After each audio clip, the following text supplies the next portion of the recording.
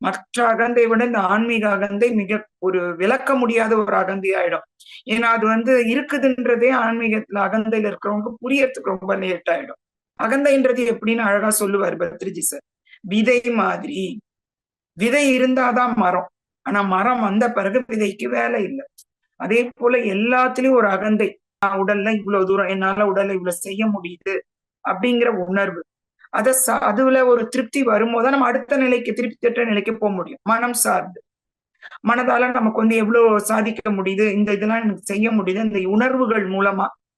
அதுக்கப்புறம் அறிவு. அறிவுனா நாலேஜ். இத்தனை நாலேஜ் நம்ம கெயின் பண்ணிட்டோம், அங்க ஒரு அகந்தை. அந்த அகந்தையும் கடந்து போகும்போதுதான் ஞானம். விஸ்டம் கூட ஒரு வகையில பாத்தீங்கன்னா எனக்கு தெரியுதுங்கிற ஒரு எண்ணம் வரும்போது கூட ஒரு அகந்தை வருது. அதுக்கப்புறம் ஆன்மீகம்.